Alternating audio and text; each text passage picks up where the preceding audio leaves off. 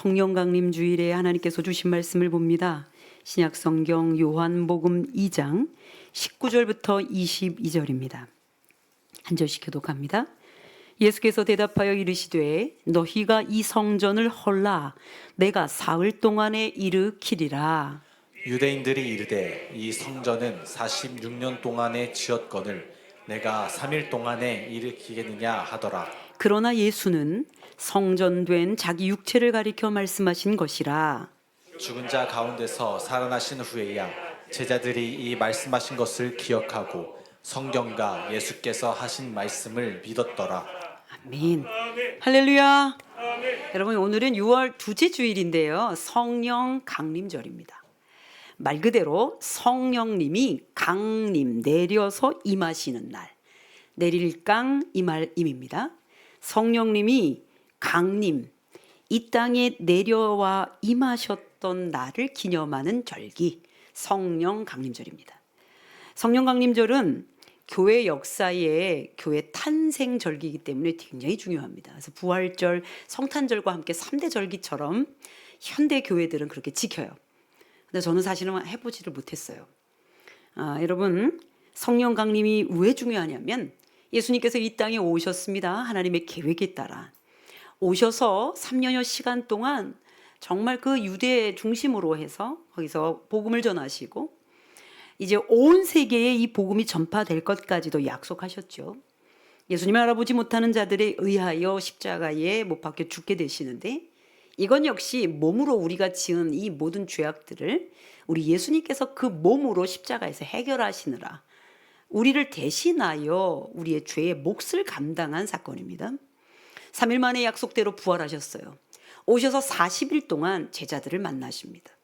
그 어리석던 제자들을 만나서 새롭게 세우심으로 복음의 사도들이 되게 하시죠. 이제는 약속하신 대로 하나님이 계신 하늘로 올라가셔야 되는데 제자들을 두고 가셔야 되잖아요. 그래서 부탁합니다. 제자들이여 너희들은 예루살렘을 떠나지 말고 아버지께서 약속하신 것을 기다리라. 이렇게 말했습니다. 제자들은 120명 정도가 모여서 마가의 다락방에서 아니 무언가는 모르겠지만 기다리라고 하였으니 예루살렘에서 아버지께서 약속하신 것을 기다립니다. 그 기다린 것이 바로 성령님이셨습니다. 그 성령님이 어떻게 그 땅 위에 임하셨는지를 사도행전 2장 1절부터 4절은 이렇게 말합니다. 오순절 날이 이미 이름에 그들이 다 같이 한 곳에 모였더니 호련히 하늘로부터 급하고 강한 바람 같은 소리가 있어 그들이 많은 앉은 온 집에 가득하며 마치 불의 혀처럼 갈라지는 것들이 그들에게 보여 각 사람 위에 하나씩 임하여 있더니 그들이 다 성령의 충만함을 받고 성령이 말하게 하심을 따라 다른 언어들로 말하기를 시작하니라. 아멘. 40일 동안 부활하신 채 제자들과 함께 계셨고 제자들은 승천하신 예수님을 보면서 열흘 동안 기다립니다. 40일이 지나고 열흘이 지났으니 50일째 되는 날에 성령님이 오셨습니다. 그래서 그날을 열흘 순 오순절 성령 강림이라고 합니다.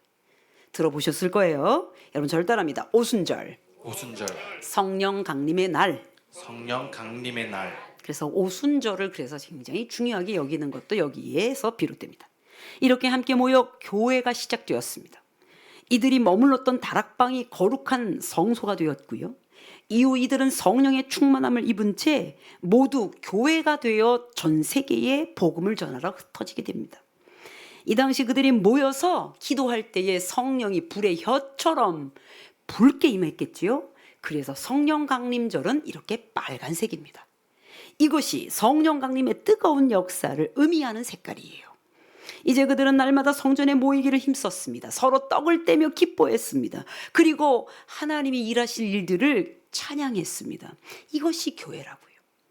사도행전 2장 44절부터 47절 여러분과 함께 읽기 원합니다. 봉독합니다. 믿는 사람이 다 함께 있어 모든 물건을 서로 통용하고 또 재산과 소유를 팔아 각 사람의 필요를 따라 나눠주며 날마다 마음을 같이하여 성전에 모이기를 힘쓰고 집에서 떡을 떼며 기쁨과 순전한 마음으로 음식을 먹고 하나님을 찬미하며 또 온 백성에게 칭송을 받으니 주께서 구원받은 사람을 날마다 더하게 하시니라. 아멘. 이 모습이 교회라고요. 모이는 게 너무 좋아요. 오면 같이 밥을 먹어요. 그리고 기뻐해요. 자신의 물건을 나눠 가져요. 우리 교회에서 그런 일이 일어나는 것 같습니다. 오면 같이 밥 먹고요. 이거 내가 입던 옷인데 우리 같이 나눠 입어. 이거 내가 들던 백이야. 서로 통용합니다. 이게 교회의 모습이라고요. 교회의 본질적 모습입니다. 그런데 문제는 그 이유입니다. 이들이 성령으로 충만하여 예수가 그리스도라는 것을 알고 믿고 전하기 시작하면서 말씀을 들은 자들이 3,000명씩 회개합니다. 그리고 질병을 가졌던 사람들이 기적처럼 병들이 낫는 거예요. 그래서 예수 그러면서 사람들이 모이기 시작해요. 그러자 당시 유대 기조자들이 시기하기 시작합니다. 사도행전 5장 17절입니다. 대제사장과 그와 함께 있는 사람 즉 사두개인의 당파가 다 마음에 시기가 가득하여 일어나서 그들의 시기는 결국 제자들이 칭송을 받게 되자 그리고 예수 믿고 그리스도인으로 사는 일을 거부하기 시작합니다. 그리고 반감을 갖고 핍박하고 박해하기 시작해요. 여러분, 그래서 이 핍박은 시기에서부터 일어났어요. 그때 스데반 집사의 순교가 일어나죠. 너무도 급박하게 일어나는 일들 사이에서 초기 초대교회는 술렁이기 시작합니다. 박해를 피해 각지로 흩어지게 되었고 디아스포라가 형성됐어요. 여러분, 디아스포라라는 뜻은 흩어진이라는 뜻을 갖고 있는 헬라어예요. 그래서 여러분, 제가 자주 말할지 몰라요. 상식적으로 알아두십시다. 여러분, 저를 따라합니다. 디아스포라 그리스도인. 디아스포라 그리스도인. 박해 때문에 무서워서 각지로 흩어졌던 디아스포라 기독교인들이 그곳에서 예수를 전하기 시작해서 세계 선교가 시작된 겁니다. 사도행전 8장 1절 하반절입니다. 그날에 예루살렘에 있는 교회에 큰 박해가 있어 사도 외에는 다 유대와 사마리아 모든 땅으로 흩어지니라. 이제 4절에도 나옵니다. 이것은 여러분이 읽어주세요. 사람들이 두루 다니며 복음의 말씀을 전할세. 흩어져서 복음을 전한 겁니다. 순교 그리고 핍박이 오히려 이런 역할을 감당한 거죠. 교회의 확장이 일어난 것입니다. 이것이 교회예요.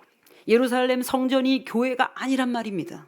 유대 종교에서 나와서 생명의 복음인 그리스도에게로 오는 일, 유대 종교를 다 헐고 이제 진짜 생명의 종교로 나오는 일, 이게 구원의 역사라고요. 아멘.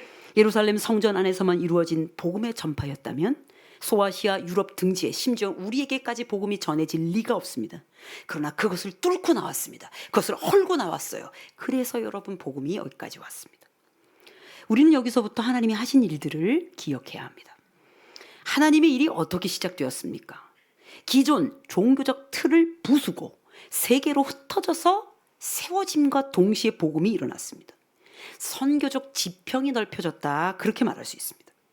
즉 기존의 틀을 깨지 않으면 새로운 것이 형성되기가 어려워요. 그때 제일 먼저 헐어낸 것이 무엇입니까? 율법에 갇힌 종교였습니다. 그러므로 우리는 율법에 갇힌 종교를 헐어내고 사랑으로 자유케 하는 복음으로 세워야 합니다. 아멘. 다시 말해 율법이 사랑의 복음으로 완성되는 거예요. 율법에 갇힌 종교는 율법의 경직성 때문에 망할 겁니다. 여러분, 예수님은 유대 땅 베들레헴에서 태어나셨어요. 찐 유대인 남자였습니다. 사람의 몸을 입고 오셨지만 그는 하나님이시죠. 그리고 목수와 목수의 아내 사이에서 성장했지만 그는 평범한 아들이 아니에요. 그 틀 안에 있었지만 틀 밖에 계신 분이십니다. 틀 속에 있었지만 틀을 깨고 나오실 수 있는 분이셨어요. 복음서 곳곳에 나타나는 우리 예수님의 행적을 보세요. 언행을 보세요. 우리는 그분이 어느 것에서도 얽매이지 않고 그리고 어느 것도 무시하지 않지만 그 안에서 충분한 자유를 누리시는 분이심을 만날 수 있습니다. 그 중에 가장 적절한 예가 여러분, 특별히 율법에 갇힌 종교를 깨는 일은 안식 논쟁을 알 수 있습니다. 마태복음 12장 1절부터 이렇게 되어 있습니다. 그때 예수께서 안식일에 밀밭 사이로 가실새 제자들이 시장하여 이삭을 잘라 먹으니. 정황상 예수님과 제자들은 무척 시장한 상태인 겁니다. 당시 안식일 규정의 엄격성으로는 그들이 이삭을 잘라 먹는 행위 자체가 추수 행위요, 또는 누가복음 6장 1절에 나온 것처럼 밀이삭을 부벼 먹는 것도 타작 행위로 봤어요. 이거 뭐 배고플 때는 남의 것 좀 잘라 먹어도 됩니다. 신명기에 나와 있는 법으로는. 그러나 안식일에는 안 되는 거예요. 엄격하게 안 되는 거예요.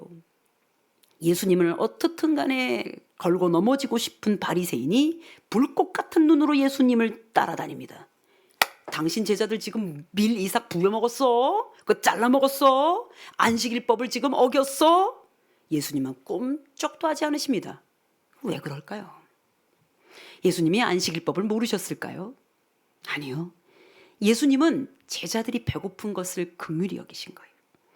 그야말로 안식일 법 규정보다 제자들을 사랑하신 그 마음이 이긴 겁니다.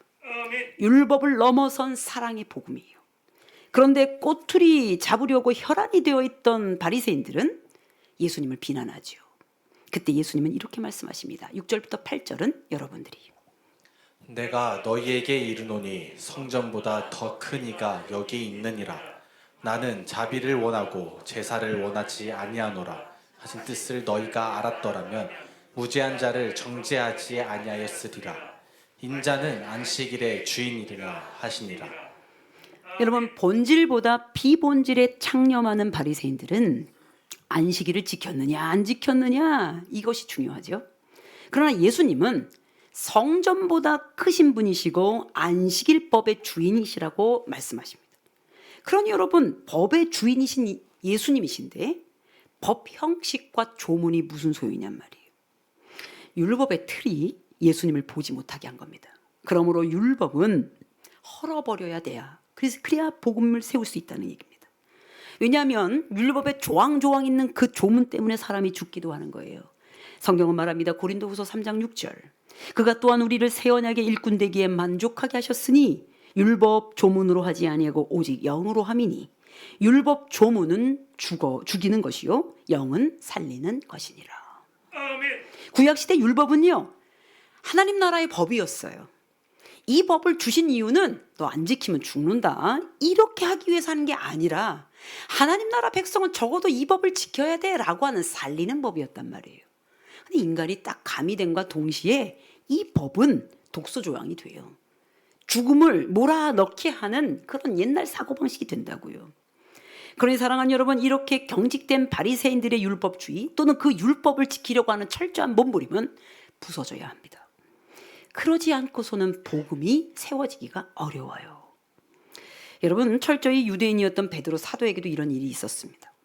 그는 유대인이었고 유대인을 대상으로 한 복음을 전하는 사람이었어요. 근데 어느 날 기도하는 중에 비몽사몽간에 꿈을 꾸게 하시죠. 하나님이 보자기를 하늘에서부터 이렇게 내리시는데 그 안에 유대인들은 평생 먹지 않았던 짐승들이 다 있는 거예요. 하나님이 이렇게 말씀하십니다. 잡아먹으라 이렇게 말씀하시고. 저는 이거 읽을 때마다 놀라운 건요, 이 베드로가 배짱도 좋아요. 꿈이라도 하나님이 잡아먹으라면 이거 어떻게 잡아먹으면 되겠습니까? 이래야 되는 거 아닐까요? 하나님이 잡아먹으라 했는데 베드로가 뭐라고 말하면 아니요, 저는 이거를 먹어본 적이 없습니다. 못 먹습니다. 이렇게 말한 거예요. 한 번이 아니에요. 2번씩 그랬어요. 그런데 나중에 이걸 잡아먹으라 하셨던 하나님의 그 음성이 무언가가 밝혀지죠.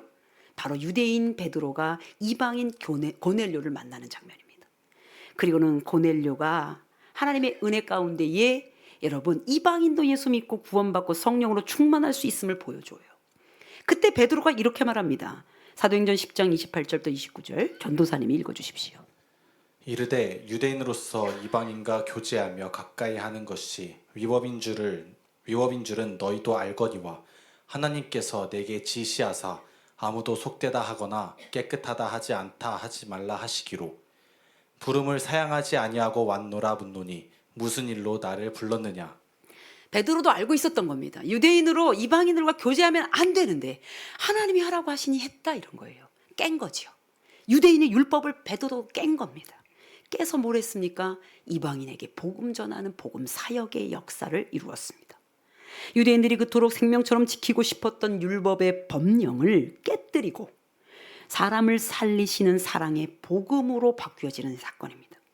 이렇게 해야 헐고 다시 세울 수 있습니다. 여러분, 그렇다면 그럼 모든 율법을 폐기하라는 말입니까? 또는 모든 율법이 무용하다는 말입니까? 쓸모없다는 얘기예요? 아니에요. 결코 아닙니다. 조문화된 문자 율법이 아니라 하나님의 생명의 말씀의 역할을 할 수 있는 법은 살려야 합니다. 실제 구약에서 율법에 대한 말씀을 하면서 참 아름다운 말씀을 하죠. 이 부분은 다 같이 읽겠습니다. 시편 19편 7절부터 8절입니다. 여호와의 율법은 완전하여 영혼을 소성시키며 여호와의 증거는 확실하여 우둔한 자를 지혜롭게 하며 여호와의 교훈은 정직하여 마음을 기쁘게 하고 여호와의 계명은 순결하여 눈을 밝게 하시도다. 아멘. 여호와의 율법, 여호와의 교훈, 여호와의 증거, 이 하나님의 법은 영혼을 살려요. 마음을 기쁘게 해요. 그리고 우둔했던 자를 지혜롭게 해요. 우리를 정결하게 해요. 우리를 순결하게 해요. 이게 하나님의 말씀이라고요. 여호와의 율법이라고 적혀 있지만 이것은 구약의 모세 오경만을 말하는 토라가 아닙니다. 이 말씀이 생명의 말씀입니다. 그러니 뭘 지켜야 되냐고요. 문자화된 율법? 아니요. 그거 헐어내셔야 합니다. 그리고 복음이 세워지게 되기를 주님으로 축복합니다. 이제 두 번째, 사람이 세운 성전을 헐고 예수의 몸으로 세운 성전으로 세워져야 합니다. 사랑하는 여러분, 우리가 헐어야 될 것 중에 성전이 허물어져야 되지요. 사람이 세운 건물 성전은 성전이 아닙니다.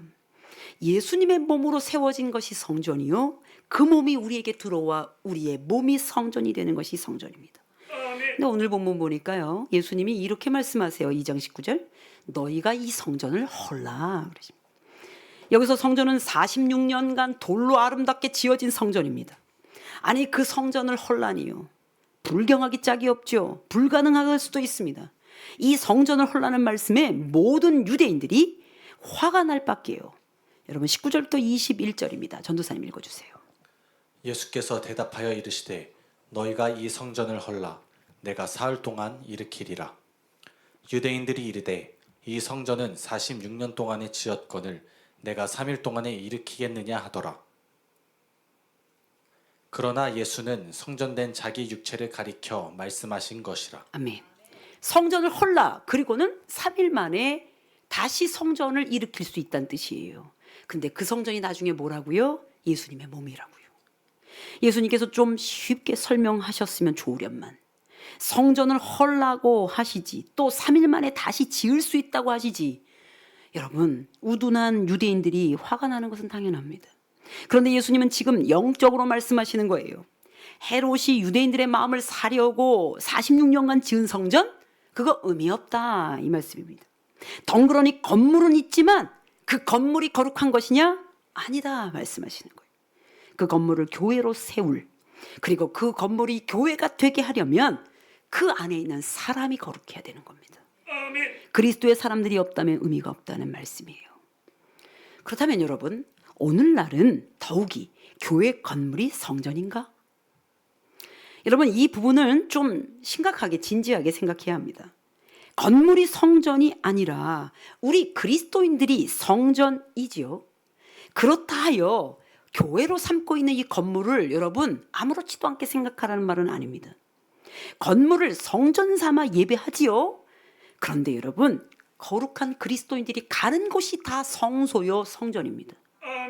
그러니 여러분 지금 우리 이렇게 지어진 이 건물이 성전이다? 또는 성전 삼는 것, 또 성전으로 귀히 여기는 것은 맞으나 이것을 성전이라 하여 여러분 이 한 가지 한 가지 여러분이 율법적 조항을 들이댈 수 있는 성전은 아닙니다. 여러분 여기 갈비 구웠던 자리 또는 술 먹었던 자리, 한켠에서 노름했던 자리예요. 그 자리에 여러분 우리가 리모델링을 한 겁니다. 그리고 거룩한 여러분들이 와서 성소가 되게 하셨어요. 그래서 건물이 됐지. 이거 벗겨내면 그 옛날 자국들 다 있어요. 예수님께서 예루살렘 성전이 어떻게 만들어졌는지 모를 리 없습니다. 그런데 무엇이 더 중요한지 아시니 이렇게 말씀하신 거예요. 그 성전 허물어. 인간의 관심이 얼마나 물질적이며 현실적이며 얼마나 자기중심적이며 그리고 현상적인지, 얼마나 이 세상적인지 때로는 우리가 지키려고 하는 게 아주 무의미한 것일 수 있는 것도 알 수 있습니다. 때로는 진짜 지켜야 될 것을 잃어버리고 지키지 않아도 될 것을 지킬 수도 있습니다. 예수님은 생명을 구하는 일보다 귀하게 여기는 그 어떤 것도 없던 분이십니다. 그러니 그 많은 비난 가운데도 당신의 몸을 십자가에 매달죠. 그러니 안식일이어도 병자 고치십니다. 살려야 하니까요. 성전 안에 계셔도 이거 허물라고 이야기하십니다. 왜냐? 이게 성전이 아니니까요. 생명이 세워져야 성전이고 진짜 주님을 바라보는 거룩한 백성이 모여야 교회라는 거죠. 저희 교회가 이렇게 비전센터가 돼서 리모델링 되기 전에 우리 교인들하고 논의했습니다.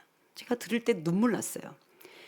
목사님, 천막이면 어떻고 비닐하우스면 어떻습니까? 우리가 함께 모여 예배할 수 있는 곳이면 어디든지 괜찮습니다. 맞아요. 주님만 계시면 다 하늘나라 그 찬송과 함께 눈물이 핑 돌았습니다. 맞습니다. 사람의 손에 건축되는 건물이 그렇게 중요하지는 않아요. 중요하지 않다여 함부로 할 것은 아니더라도 본질은 거룩하게 되어야 될 우리 자신입니다. 그곳에서 불러야 할 예수 그리스도 이름이에요. 높임을 받으셔야 될 우리 하나님이십니다. 사도행전 7장에서도 스데반이 설교합니다. 47절 48절. 솔로몬이 그를 위하여 집을 지었느니라. 그러나 지극히 높으신 이는 손으로 지은 곳에 계시지 아니하시나니. 선지자가 말한 바. 하나님을 여러분 이 성전에 가둬두실 수 있냐고요. 지극히 높으신 하나님이 인간이 손으로 만든 집에 계시겠느냐고 묻습니다. 그 뜻은 우리가 지은 아무리 훌륭한 건축물일지라도 성전이 아닐 수 있다는 뜻이죠. 그것 지키느라 다 잃어버리지 말고 오히려 헐고 다시 세울 수 있다면 아무렇지도 않게 헐어버리라는 얘기입니다. 드디어 스데반은 오해를 받습니다. 사도행전 6장 13절 14절 여러분 읽어주십시오. 거짓 증인들을 세우니 이르되 이 사람이 이 거룩한 곳과 율법을 거슬러 말하기를 맞이 아니하는도다. 그의 말에 이 나사렛 예수가 이곳을 헐고 또 모세가 우리에게 전하여 준 규례를 고치겠다 함을 우리가 들었노라 하거늘. 유대인들은 그 알량한 성전을 지키고 싶어서 이렇게 귀한 사람을 돌로 쳐서 죽입니다. 예수님도 십자가에 매달려 죽였습니다. 그리고는 아무렇지 않습니다. 진위와 상관없습니다. 매수해서라도 자기들이 성취하고 싶은 것을 성취하고 말아버립니다. 그런 일들은 인간이 있는 곳엔 다 일어납니다. 이들 종교 지도자들의 악한 괴계입니다. 도대체 뭘 지킨 겁니까? 그리고 뭘 잃었습니까? 오늘 요한복음 2장 본문은 6월절이 가까운 때 예루살렘에서 일어난 사건에서부터 비롯됩니다. 유대인의 큰 명절이라서 예루살렘으로 모이기 위하여 수많은 사람들이 먼 길을 옵니다. 먼 길에 오는 동안 흠없는 제물을 드려야 되는데 끌고 왔던 염소 양들이 죽거나 흠이 생기기 시작하니 이제 성전의 한 광장 이방인 뜰에서 이제 제물을 살 수 있는 자리를 만들죠. 지성소가 아니에요. 성전 광장이라고요. 그리고 그게 법적으로 가능했던 일이었습니다. 그런데 예수님이 지금 어떻게 하셨습니까? 요한복음 2장 13절부터 16절. 유대인의 유월절이 가까운지라 예수께서 예루살렘으로 올라가셨더니 성전 안에서 소와 양과 비둘기 파는 사람들과 돈 바꾸는 사람들이 앉아있는 것을 보시고 노끈으로 채찍을 만드사 양이나 소를 다 성전에서 내쫓으시고 돈 바꾸는 사람들의 돈을 쏟으시며 상을 엎으시고 비둘기 파는 사람들에게 이르시되 이것을 여기서 가져가라. 내 아버지의 집으로 장사하는 집을 만들지 말라 하시니. 가장 폭력적인 장면이죠. 우리 주님이 보였던 것 중에 가장 폭력적인 장면. 그냥 읽어보면 아이고 성전 안에서 장사하는 걸 싫어하셨구나. 성경적 배경을 알고 보면 맥락을 이해할 수 있습니다. 6월절 같은 큰 명절에는 흔히 이렇게 할 수 있도록 되었는데 왜 유독 예수님은 그날 상을 뒤엎으시고 노끈으로 막 채찍질을 하셨을까요? 제가 언젠가 말씀드렸습니다. 이전 교회 장로님 한 분이 매해마다 이 얘기를 하는 거예요. 똑같은 얘기를. 전 매해마다 또 성경적으로 가르쳐드려요. 그럼 매해마다 똑같은 얘기를 또 했어요. 이해가 지금도 안 되지만 이렇게 말합니다. 목사님, 예수님이 장사하지 말라 그랬으니까 우리 여기 이거 하지 말자고. 선교회 이거 안 하면 안 될까요? 그 다음에 또 안 하면 안 될까요? 근데 나중에 제가 그랬어요. 그냥 마음대로 하세요, 장로님. 그럼 여러분 묻겠습니다. 당시 예수님은 성전에서 사람들이 장사를 하고 있었기 때문에 호통을 치신 것일까요? 문제가 그렇게 단순하지는 않습니다. 이때 성전에서 매매 행위가 이루어졌다고 어디서 장사를 해? 여러분 진짜 장사를 하려면요. 우리 지금 선교회 선교비 마련하는 거는요. 개인적 이득을 취득하는 게 장사일 텐데 그렇지 않잖아요. 성전 광장이나 이방인 뜰에서 하기 때문에 거룩한 성전하고는 구별된 장소였습니다. 그런데 문제는 6월절이 되면 희생 제물용 가축들을 팔도록 해줬는데 이 가축을 파는, 이 제물을 파는 상인과 대제사장들이 결탁을 합니다. 대제사장이 리베이트를 먹어요. 뒷돈을 받았다고요. 여러분, 대제사장들이 뒷돈을 받으면 상인들은 그 가축들을 작은 그냥 적정한 가격에 파는 게 아니라 비싸게 팔아요. 또 때로는 흠이 있는데 흠이 없다고 막 고집 부려 팔아요. 이유가 뭐예요? 사긴 사야 되니까 억지로도 사야 되는 상황이 되는 거예요. 그리고 환전을 합니다. 이방인들이 이제 유대인이 되거나 또는 이렇게 예배 드리러 와야 되는데 자기들의 돈으로는 성전에 될 수 없으니 유대인의 동전, 성전의 돈전으로 바꿔야 돼요. 환전하는 거는 사내들인 공예 회원들이 담당했습니다. 이들 부자거든요. 공예 회원들 부자예요. 그런데 환전상들에게 뒷돈을 받아요. 그러니 환전하는 사람이 또 그 환전하는 사람들에게 돈을 더 많이 매겨요. 여러분, 이런 일들이 오늘날에는 없습니까? 재정 비리입니다. 거룩함은 온데간도 없고 종교 지도자들의 탐욕과 비리만이 있는 장소가 되어버린 거예요. 예수님은 그 사실을 알고 계신 겁니다. 예배를 주관해야 될 종교 지도자들의 타락, 그리고 거룩하게 하나님의 교회를 이끌어야 될 지도자들이 폐악을 저지른 겁니다. 주님이 그것을 문제 삼은 거예요. 여기서 하지 마, 그런 거예요. 너희들 자체가 지금 거룩하게 이 땅의 거룩함을 지금 훼손하고 있어, 이런 뜻입니다. 내 아버지 집으로 장사하는 집을 만들지 말라 말씀하셨고요. 동일하게 마태복음 21장 13절 읽어주십시오.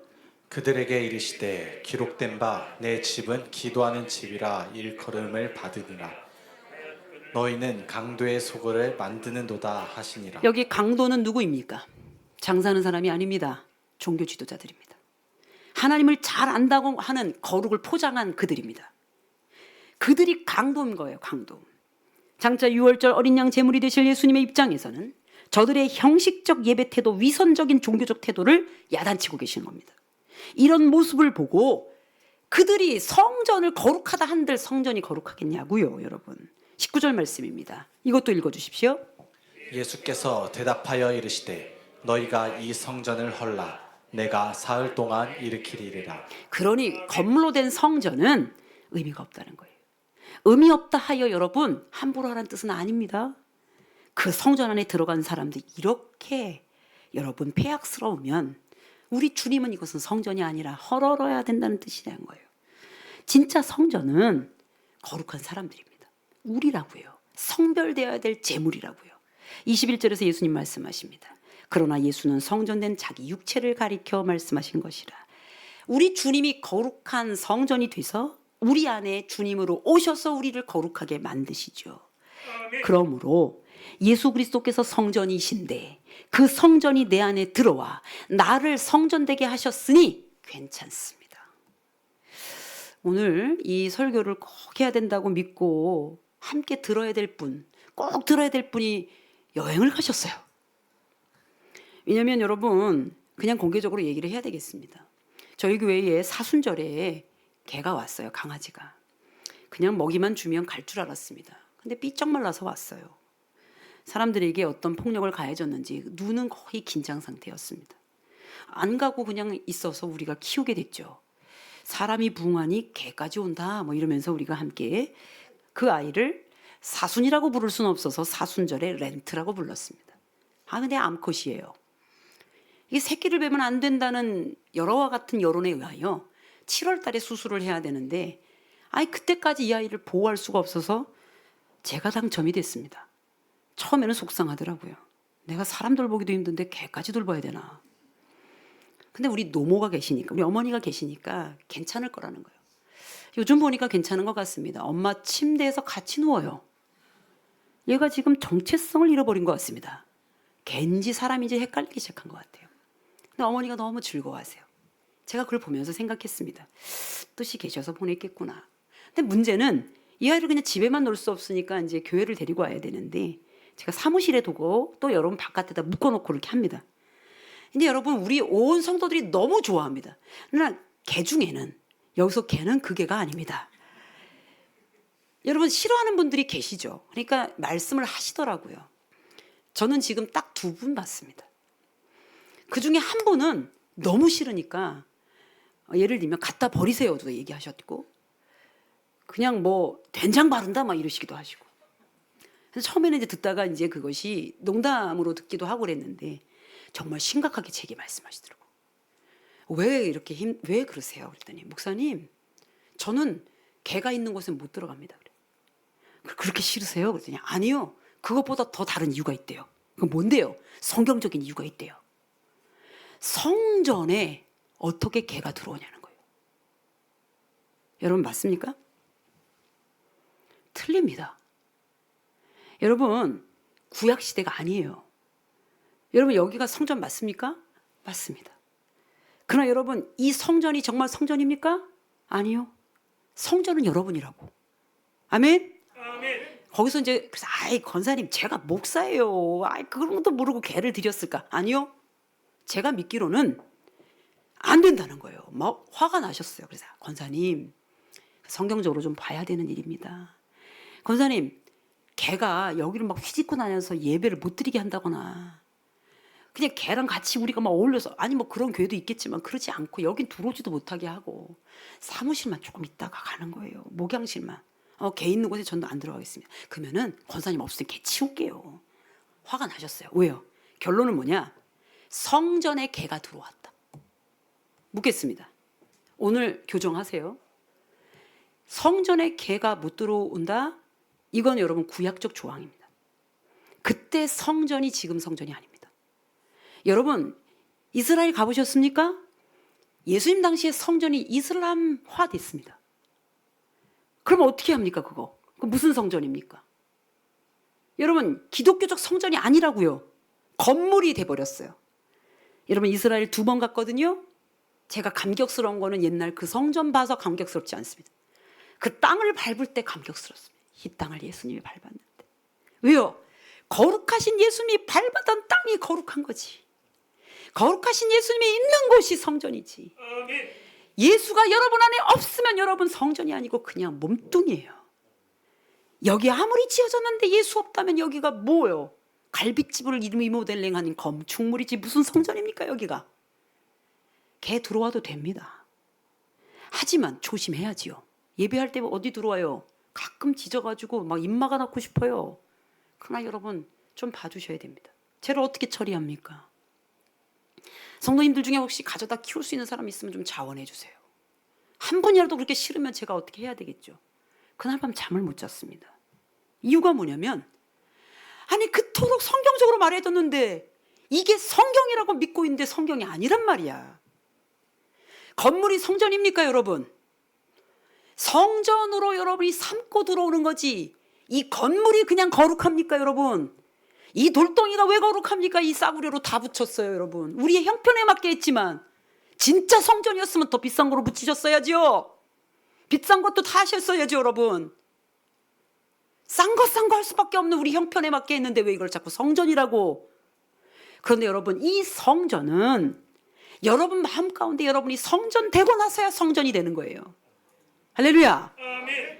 여러분의 그 의식을 부셔야 돼요. 여러분 율법적인 그 상호를 가지고 그 개는 거룩하지 않고 더러운 거라고 생각하십니까 여러분? 짐승이라 말을 못해서 그렇지 그들이 무슨 죄를 짓겠습니까? 그 개가 도둑질을 하겠습니까? 누구를 정죄하겠습니까? 가끔 먹이를 훔쳐먹을 수 있을지는 모르지만 여러분 뭘 하겠습니까? 우리가 개보다 진짜 깨끗해서 정말 그러시는 겁니까? 그래서 제가 여러분 오늘 그 설교를 들어야 될 분이 오늘 안 계셔가지고 여러분 건물은 거룩한 여러분들이 와서 거룩해진 거예요. 이곳이 술판 벌어졌던 이곳이 여러분이 찬양판이 벌어져서 이곳이 거룩해진 거예요. 그러나 여러분 이 기물도 다 거룩하게 여러분이 귀하게 여겨줘야 되는 거지만 이 마이크가 뭐가 거룩해. 그러나 거룩한 마음으로 이걸 거룩하게 성전으로 여러분 여기면서 하는 거지. 여러분 이 건물 돌덩이가 우리 여러분 더 부흥하면 이거 다 허물어야 된단 말이에요. 정말 거룩한 성전을 삼으면 이걸 어떻게 허무냐고. 그러니 여러분 기억하세요. 건물이 성전이 아닙니다. 이 건물은 무너져도 괜찮아요. 여러분 그렇게 따지면 개만 문제가 되지 않습니다. 여러분 바깥에서 죄인이라 일컫는 사람들이 성전에 들어와야죠. 그들이 와서 예수 믿고 구원 받아야죠. 여러분 혹시 홈리스들이 오더라도 냄새 피워도 여러분들이 저 뒤에 앉아 있으면 환영해 줘야 됩니다. 그런데 오늘날의 교회들이 어떻습니까? 힐끔힐끔 쳐다봐서 교회를 못 오게 만들 수도 있어요. 때로는 여러분 바깥에서 죄인이라 규정됐던 사람도 여기 오면 숨겨줘야 되지. 그리고 어떻게 돼요? 그가 진짜 예수를 믿게 되었으면 좋겠다고 사랑해야지. 그게 성전이지. 여러분 벌써 굳어져서 여기서 깨지지 않는 것 가지고 복음이 어떻게 들어가냐고. 고린도전서 3장 16절 17절은 이렇게 말합니다. 너희는 너희가 하나님의 성전인 것과 하나님의 성령이 너희 안에 계시는 것을 알지 못하느냐. 누구든지 하나님의 성전을 더럽히면 하나님이 그 사람을 멸시하시리라. 하나님의 성전은 거룩하니 너희도 그러하니라. 걔가 성전에 들어오지 말라는 게 아니고요. 그건 성경적으로 말할 게 아니라 내가 싫어요가 맞는 거예요. 제가 싫어요 목사님. 이게 더 솔직한 겁니다. 성경적으로는 괜찮습니다. 아 내가 싫어서요. 그러면 그분 안 보이는 데다가 숨겨놓으면 됩니다. 왜냐하면 수많은 분들이 사랑하는데 한 분 때문에 어떻게 해야 되는지를 제가 생각해야 되는 거예요. 사랑하는 여러분, 진짜 성전은 우리 몸이에요. 여러분 고린도전서 3장 16절 17절 여러분 읽어주세요. 읽겠습니다. 시작. 너희는 너희가 하나님의 성전인 것과 하나님의 성령이 너희 안에 계시는 것을 알지 못하느냐. 누구든지 하나님의 성전을 더럽히면 하나님이 그 사람을 멸하시리라. 하나님의 성전은 거룩하니 너희도 그러하니라. 다시 띄워주세요. 너희가 하나님의 성전인 것. 그죠? 왜 성전이냐? 하나님의 성령인 우리 안에 있을 때. 그러니까 여러분 안에 하나님의 영이 있어야 성전인 거예요. 그런데 하나님의 영이 있는데 하나님의 성전인 여러분의 몸을 어떻게 하면? 더럽히면. 여러분 이 더럽히는 건 이 몸으로 함부로 하는 걸 말해요. 그러면 하나님이 멸하신다는 뜻입니다. 건물이 아니라고요. 고린도전서 6장 19절 20절 여러분 읽어주세요. 시작. 하나님께로부터 받은 바 너희 가운데 계신 성령의 전인 줄을 알지 못하느냐. 너희는 너희 자신의 것이 아니라 값으로 산 것이 되었으니 그런즉 너희 몸으로 하나님께 영광을 돌리라. 그래서 여러분 건물보다 더 소중한 건 여러분이에요. 여러분이 이 자리를 지켜서 기도해 주시고 눈물 뿌리고 이 땅이 성소되기까지 여러분이 하시면 그때서야 비로소 이 건물이 거룩해지는 거지.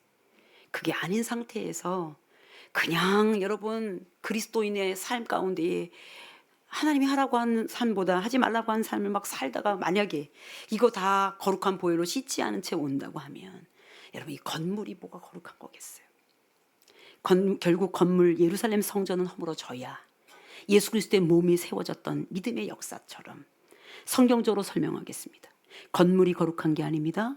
건물은 무너져도 되고 헐어대도 되지만 우리가 거룩해야 거룩해집니다. 이곳이 거룩해지려면 여러분이 거룩해야 합니다.